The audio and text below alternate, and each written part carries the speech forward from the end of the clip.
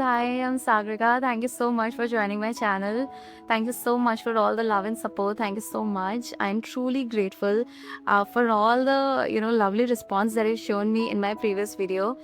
Thank you so much for joining my journey, and I'm truly grateful. And please keep showering your love, and I'll keep posting like this. Thank you so much. सो आज का topic होने वाला है over thinking. I know बहुत से लोग हैं जो मेरी तरह बहुत सारा ओवर थिंकिंग करते हैं, एंड अगर मैं निकल सकती हूँ ओवर थिंकिंग से तो कोई भी निकल सकता है, आई एम श्योर। क्योंकि मुझे जितनी ओवर थिंकिंग होती है आई एम श्योर किसी को भी नहीं होती है। तो अगर कुछ चीज़ें जो मैंने खुद को बताई हैं एंड कुछ चीज़ें जो मैंने पढ़ी है, सुनी है, आर्टिकल्स पढ़े हैं, कुछ हमारे स्क्रिप्चर्स होते हैं जहाँ से हमें कुछ कुछ सीख मिलती है, या कोई रील देख ली, या कोई शॉर्ट देख लिया, या कोई वीडियो देख ली जहाँ से मुझे कुछ कुछ चीज़ें समझ में आई है एंड वो मैंने इम्प्लीमेंट करी है अपने लाइफ में, and that has worked out for me. तो मैं वो सारी चीज़ें आपसे शेयर करना चाहूँगी। अगर वो मेरे लिए काम करी है तो आई एम श्योर उनमें से कुछ चीज़ें आपके लिए भी काम आएंगी। एंड अगर आपको आदत है ओवर थिंकिंग करने की, एंड अगर आप हमेशा कुछ भी होता है लाइफ में, अच्छा बुरा कुछ भी, अगर आप उस नेगेटिव स्पेस में पहुंच जाते हो, या अगर आपको लगता है कि आप बार बार वही सेम चीज़ बार बार सोच रहे हो, उसका कुछ सोल्यूशन नहीं निकल रहा लेकिन आप सोच रहे हो, तो यू नॉट अलोन। मेरे साथ भी होता है एंड अभी भी होता है। This is something you need to do daily. ये ऐसा नहीं है कि एक बार आपने अगर ठीक कर ली तो दूसरी बार नहीं होगी। लाइफ है, ऊपर नीचे चीज़ें होती हैं, it's a roller coaster. And हो सकता है कि पुरानी कोई चीज़ है जिससे मैं आगे बढ़ गया हूँ, लेकिन कोई नई चीज़ भी आ सकती है एंड फिर मुझे ओवर थिंकिंग हो सकती है। तो कुछ चीज़ें मैं खुद को बताती हूँ, खुद को समझाती हूँ, सो दैट मैं उस नेगेटिव स्पाइरल जो होता है, जो नेगेटिव स्पेस है, उससे निकल पाऊँ। तो आज का वीडियो इसी पे होने वाला है। एंड अगर इससे रिलेटेड कोई भी स्टोरीज़ है, कोई फीडबैक है मेरे लिए, अगर कुछ भी आपको शेयर करना है तो प्लीज़ आप कमेंट्स पे शेयर करना। I love to read and let's get started. So आपने कभी रियलाइज़ किया होगा कि जब किसी को ओवर थिंकिंग होती है, या आपको कभी ओवर थिंकिंग होती है, तो वो कभी भी पॉजिटिव रूट नहीं पकड़ती है। It always goes in to a negative direction. हमेशा नेगेटिव डायरेक्शन में ही जाता है ओवर थिंकिंग। एंड अगर लॉन्गर रन में देखो तो ओवर थिंकिंग काफ़ी दिन तक होती रहती है कुछ लोगों को, एंड ओवर थिंकिंग से कभी भी कोई सोल्यूशन नहीं आया है। रादर वो इतनी सी छोटी सी सिचुएशन है, इतना छोटा सा कोई प्रॉब्लम होगा, and because of our thoughts which is not collected, and हम बहुत सारी चीज़ें सोच लेते हैं and we think the worst out of it, we think the worst possible scenario. तो अगर आपको बहुत ज़्यादा ओवर थिंकिंग का इशू है, या you have seen yourself overthinking lot lately, I would say collect your thoughts, sit with your thoughts, and tell yourself not all of this thought is real, not all of them are real, and you don't have to pay attention to all of the thoughts and believe on it। ठीक है, सारे जितने भी thinking है आपको सब पे believe करने की ज़रूरत नहीं है। समझो कि सिचुएशन क्या है, लिख लो, इफ़ यू वांट आप लिख लो, लेकिन उसके साथ जो एक्स्ट्रा अननेसेसरी जो थॉट्स आते रहते हैं कि इससे ये हो जाएगा, इससे वो हो जाएगा, बहुत सारी चीज़ें हमारे दिमाग में आ जाती है। एंड जैसा कि मैंने बोला कि हम वर्स्ट पॉसिबल सिनेरियो को पकड़ते हैं, राइट? तो वो मत करो। जब आप ये करने लगते हो ना, तो आपका जो सोल्यूशन वाला जो माइंड है, जिससे हमें सोल्यूशंस मिलते हैं, वो बंद हो जाता है, वो इनहिबिट हो जाता है, जिसकी वजह से जो सोल्यूशन आ भी रहा होता है वो नहीं होता। सो खुद के थॉट्स के साथ बैठो एंड उनको बताओ कि not all thoughts are real and not all of them have to be believed. And खुद को टाइम दो, थोड़ा साइलेंट, थोड़ा क्वाइट प्लेस चूज करो जहाँ पर you can sit with your thoughts and come up with a solution कि आप क्या कर सकते हो। ठीक है, so this is one thing that I try. अगर मुझे बहुत ज़्यादा ओवर थिंकिंग हो रही है तो सबसे पहले मैं खुद को बताती हूँ कि इतनी सी चीज़ है, इसको बड़ा नहीं बनाते हैं, एंड इसके बारे में ज़्यादा नहीं सोचेंगे। ये सारे जितने भी थॉट्स चल रहे हैं मेरे दिमाग में, वो सारी चीज़ें सच नहीं है। मैंने वो दिमाग में बना ली है, और उसका जो वर्स्ट सिचुएशन है या वर्स्ट वर्जन है वो मैंने दिमाग में बना ली है। तो मैं उस पर फिर बिलीव नहीं करती हूँ, and I am very aware of that.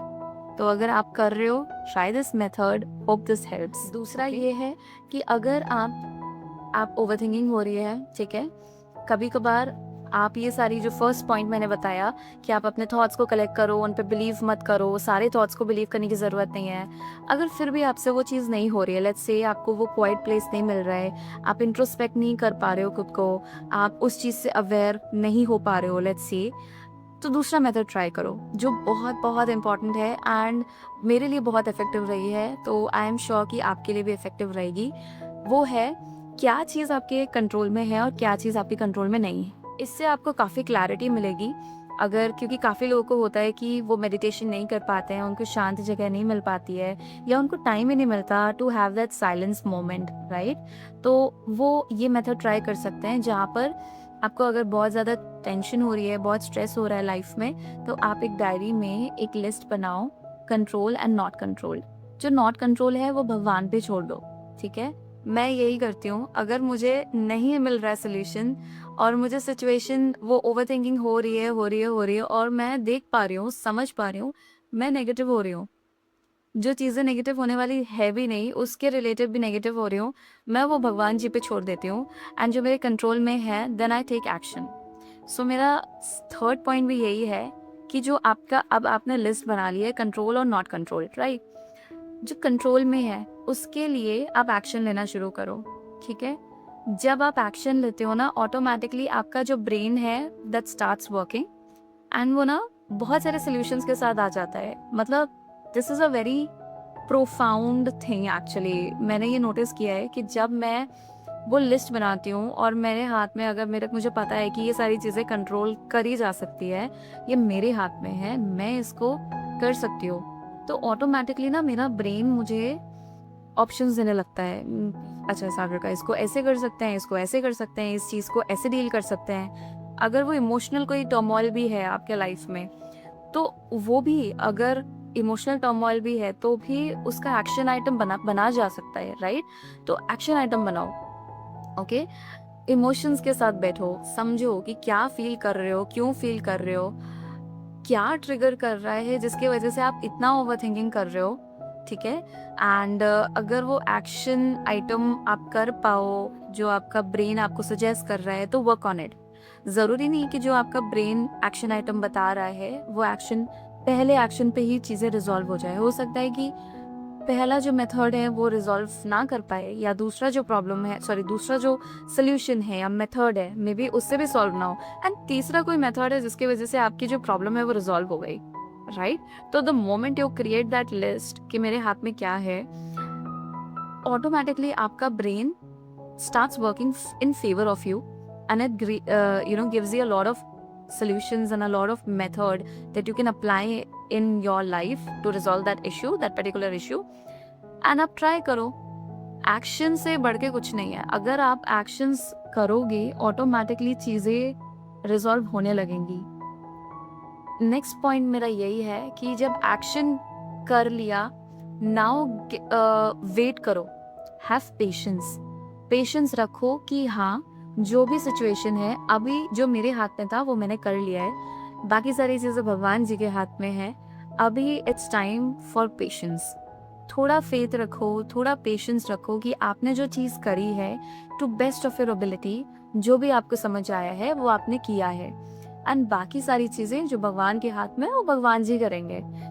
Give your self that grace, give your self that time, faith रखो एंड थोड़ा पेशेंस रखो कि जो भी है सोल्यूशन, जो भी है रिजल्ट्स आ जाएंगे, गुड और बैड वो नहीं पता, लेकिन रिजल्ट आ जाएगा, ठीक है। This is also one way of reduce that over thinking. ये मैंने किया है, इम्प्लीमेंट करती हूँ हर सिचुएशन में। जब भी मुझे फील होता है कि ओके नाउ मैं दोबारा ओवर थिंकिंग कर रही हूँ किसी सिचुएशन के बारे में, अभी उससे सोल्यूशन तो आएगा नहीं, नेगेटिविटी आ रही है, बढ़ रही है, राइट। मेरी ही हेल्थ खराब हो रही है, मुझे ही स्ट्रेस एंड फ्रस्ट्रेशन हो रहा है, तो उसका कोई पॉइंट नहीं है। तो rather dwelling on it, you create an action item and you try all the methods which comes in your mind.